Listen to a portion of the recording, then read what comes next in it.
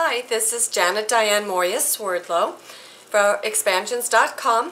I am privileged to bring you another edition of my cooking podcast because I know all of you are very involved in what you put into your mind. It's also very important that you become involved in what you put into your body.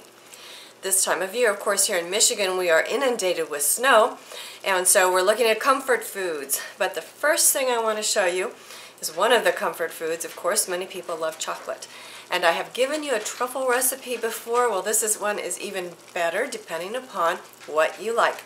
This is actually a s'mores truffle recipe. So I've got some other things to show you. So I've got some background things going on the stove.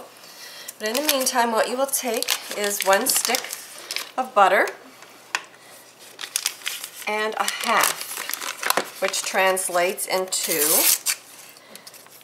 3/4 of a cup of butter, and you can use either cow or goat. This happens to be cow butter, so I'm going to let that melt. And while that's melting, I want to show you what I've already done over here. This is 12 ounces of chocolate bars, and I have a couple that I've used. I've used 3 of these and 1 with the hazelnut toffee, and you can do it any kind of mix that you want. I've cut them all up, and once my butter's melted, I'm going to put it over here to melt all this together. I also have, because these are s'mores, these are some of the plush puffs I've been telling you about. These are the chocolate chip ones, and these are the vanilla bean ones. They're very nice. They are made without corn syrup, so this is why I like them. And these have been cut, each marshmallow, into approximately somewhere between 6 and 8 pieces each. So that's what I'm going to mix in once I have my chocolate melted. And here I have some gluten-free graham crackers. This is the brand that I like to use, S'morables. You can get these on Vitacost.com. If you remember, if you're a first-time purchaser, to use expansions at expansions.com as referral, I get a $10 credit on Vitacost.com, and you get a $10 credit on Vitacost.com. So expansions at expansions.com if you want to buy something from Vitacost. What I've done is I've taken these. You can, again, use as many or as few as you want. I use somewhere between 8 and 12 of the crackers, depending upon what I feel like that day. This one has about 8. And I just break them into little pieces. Okay. Then I have nuts, and you can use any kind you want. These happen to be whole raw almonds. I like to leave them whole. You can cut them into pieces. You could do pecans or walnuts or any kind of nut that you particularly like, or do without if you're not a nut person. But anyway, that's the way my family likes it. So back over here, let's see how our butter is doing. That is melting very nicely. As soon as that's done, that's going to go right over the chocolate, the dark chocolate, of course. And you can mix and match anything you want. You could also put in a half a cup of sun butter, organic sun butter made from sunflower seeds, which would give it a peanut butter type of taste. You could put in unsweetened coconut, organic coconut, and you could put in Rice Krispies. I mean, it's like whatever you want to do, you could do. So that's melted. This I'm going to pour over my chocolate. You want to remember that chocolate is very delicate, so it's better to heat your chocolate as little as possible, because if you heat it too much, then it's going to separate and cause another issue for you, which you don't want to have to deal with. I hear Natasha in the background asking to go outside. She loves this snow. Remember, Siberian Huskies have 3 layers of fur. They are most comfortable when the weather is about -25 Fahrenheit, which my understanding is that's about the same in centigrade if you're on that type of a temperature. Okay, so as you can see, it'll take you a minute or two. Let your chocolate melt down, and if you want to make it like a chocolate chip, you can leave it a little bit lumpy in there too. So again, it depends on your own personal preference.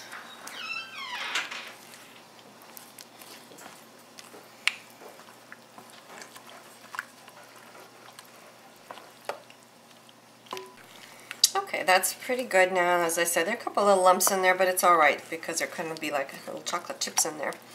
Once you have your chocolate melted where you want it, then you take and add 1 pint of heavy whipping cream. Organic if you can find it, of course. Now the other thing which you could do, I've never done it, but you could also try some organic coconut cream in place of this. But you just have to experiment a little bit and see how that works. So the coconut cream will start to cool it down, as you'll see, and thicken it.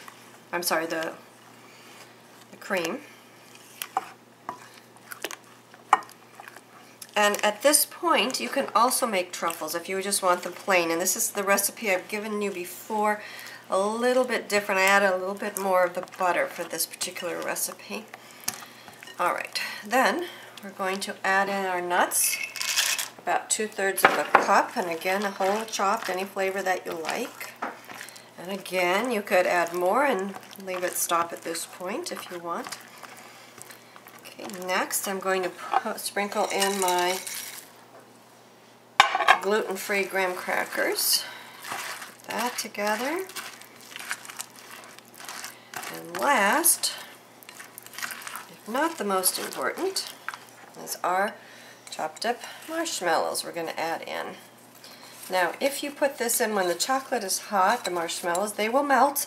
And you know, again, that's going to give you a nice flavor, but you're not going to have the little pieces of marshmallow, which I like to have as you're eating it.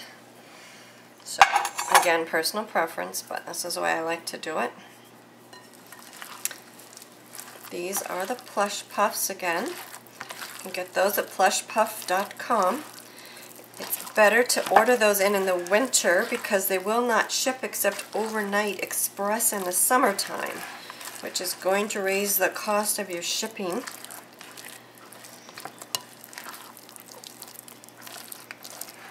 Okay, you can see this turns into a really beautiful truffle batter.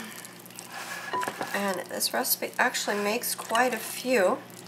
I put them on a cookie sheet lined with wax paper, and then I put them in my refrigerator to set them, and I keep them in there.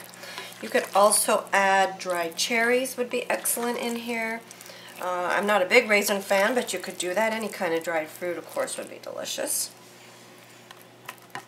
And as I always tell you, use your own creativity.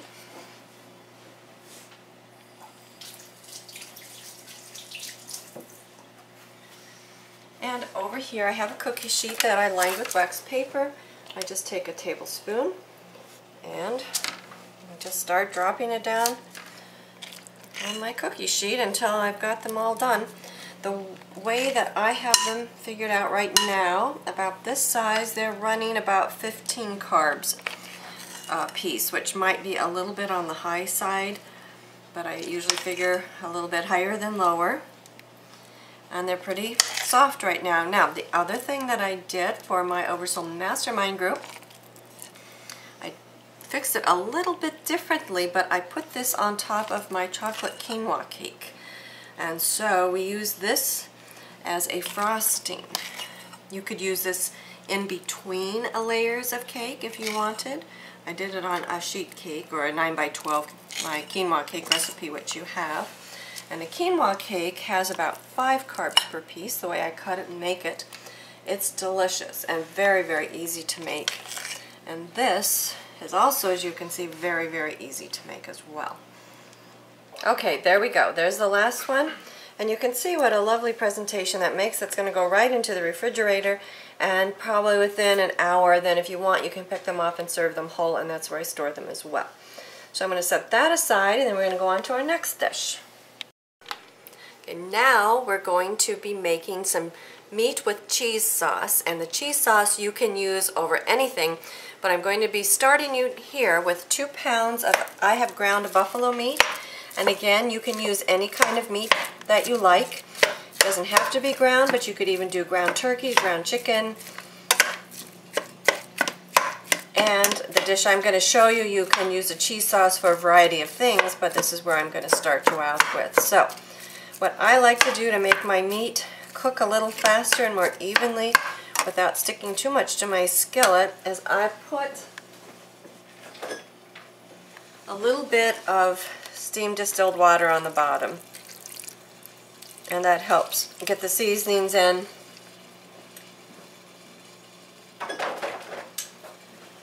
Now, while it's cooking, I've sprinkled probably about a teaspoon or so of pepper, black pepper. And I've talked to you about my cooking salt. Now, I want to explain this to you while that's cooking. I want to show you, this is where I get my salt, saltworks.com. People are asking, what kind of brand? I've shown you this before, but you may have forgotten. Fleur de sel. This actually comes from France, and this is 5 pounds. And what I do is I take this 5 pounds and I fill my little daily container. Now this little daily container here in the US costs about $15 US. I've seen it as much as up to about 25. This for 5 pounds means that I pay about $80 from this company, which makes it about $15 per pound, which here in the US happens to be a very, very good price. So you might want to keep this brand in mind, or if you have another brand that you get here in the US, let me know. I know in Europe this would be very expensive, but here in the US that's what we pay. Now the other thing that people have been asking me about and they have not understood, I'm going to explain this to you again. I want you to take a look at how white this salt is. When they make the sea salt and they dry it, this is the first part that's been bleached by the sun. Underneath that there's another salt. This is also the same brand, but it's the second quality. And this, in Europe, they use this for cooking salt. So it depends on what you're going to be doing. If things are going to be simmering, which this will be a little bit, I'm going to use a little bit, about a teaspoon in my meat. You can see it's big and chunky. If it's not something that's going to be simmering, it will not dissolve and you will have salty chunks throughout whatever it is you're making. And I have done this with making cookies and cakes and about wound up with chunks of salt. So if I'm doing things that are not going to be simmering, I use the table salt. If I'm going to be doing things that are going to be simmering a while, then I use the cooking salt because it is less expensive. I just rinsed my pan out. I'm going to put in about 4 tablespoons of butter, and again, either cow or goat, whatever you like. I have a little piece left over from the other day, so I'm going to add that in with it as well. And like I told you, as a general rule, I'm not too picky on how much I put in of what, so don't you be either. Whatever you have on hand, that's what you'll use.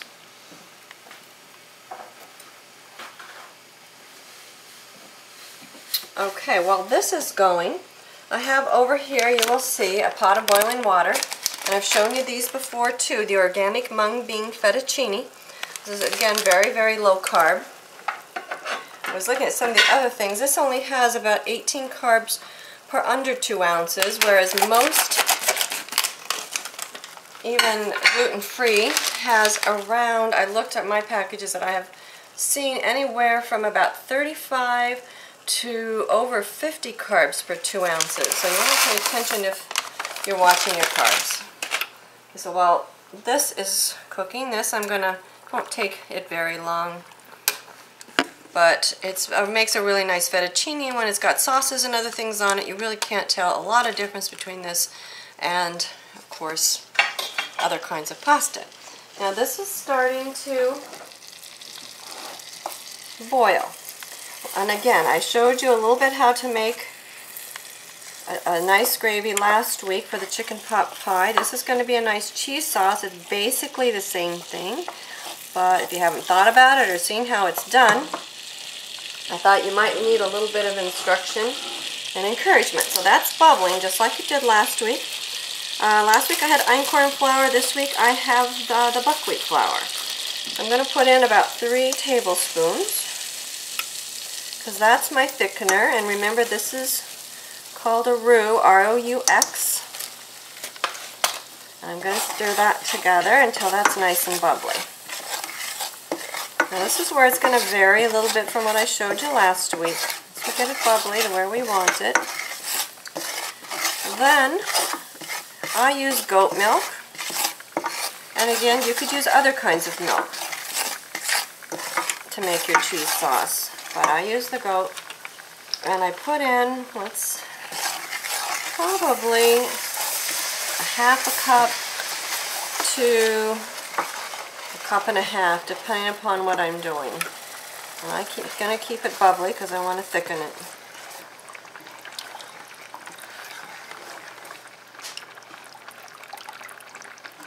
Okay, and that's going to boil.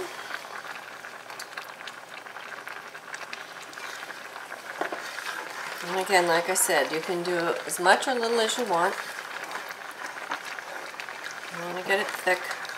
And actually, believe it or not, a little bit of cheese sauce goes a long way.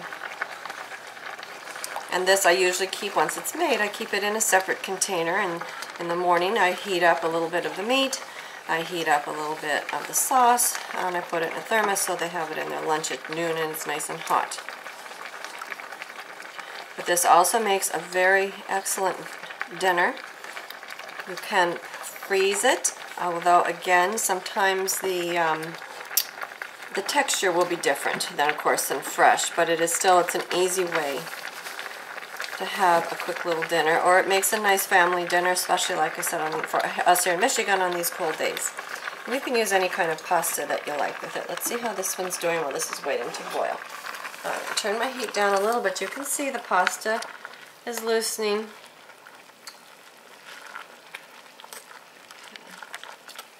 And again, it's organic mung bean fettuccine. It doesn't take it very long. Once it's done, I usually just drain it and then I leave it so it's nice and hot. This can go into another bowl if you're going to serve it together. Alright, here we go. This is boiling. Starting to thicken up a little bit. Now this is where I add some seasoning to it as well. So because this isn't going to simmer, I'm going to put in just about a half a teaspoon of my regular salt, because this will dissolve much easier. And of course, remember, cheese is salty too, so you know, it depends on how salty you like things, how much you put in. And you can always add it later and taste it, although I usually don't taste my cooking as I go, as you can see. And about a half a teaspoon of pepper. And I put in some more, maybe a tablespoon or two of the onion powder. Again, you can add the garlic powder as well if you like. You can also add a little bit of hot sauce to it, just a couple or two drops to give it a little bit of a zing if you want. And I'm going to put in maybe half a teaspoon of red pepper flakes, not very much. And that's it. So, like I said, that's getting going now with that. Okay, I just dumped it into my strainer, got the water off of it, you can see. It makes a really nice quantity. Okay, and this is bubbling really nicely, even though I've turned my heat off because my burner is done. Now, the next step is I'm going to put in the cheese. And again, you can put in as much or little as you like. I use, you've seen this before, the raw goat milk, mild cheddar cheese, and mozzarella. I put that together. I grate it, and then I add it. And for this particular amount, I probably am going to do about a cup, or somewhere around 8 ounces. So I probably won't use all of it, but you can see how thick you like it. Okay, and you can see what a beautiful sauce that's coming together with. It's very, very easy, and you can use any kind of cheese that you like. I usually have that on hand. That's something that I can easily get here. My family likes the flavors. You can melt it, or you can leave the cheese strands a little bit the way that they are. And then, all you have to do is put it together. Now I'm going to take a bowl and show you how we like to eat it. Take a little bit of the fettuccine. And I put a little bit of the cheese sauce over that. You can see it's nice and creamy. Then I take the frozen peas, and like I told you before, I don't heat them in advance. I keep them nice and green, and this will melt them by the time you're ready to eat them. Or thaw them, I guess is a better word. I put a little bit of meat on top. And if I were doing a thermos, this is how I would fill the thermos. A little bit of the meat on top, and then I'll do a few more of the peas. And again, any vegetables you like, use your imagination. This is just the way we like it, and it's very, very easy. And then we have a couple more spoons of the cheese sauce. and you have a really easy, nutritious, delicious dish. So I want to thank you very much for joining me, Janet Diane Moria Swordlow, expansions.com. I hope that you will go out and cook up a storm, and then let me know online how your dishes turn out, or if you do something different, how it turns out for you and what you did, because this is an interesting way for all of us to learn together. Take care. Bye-bye now.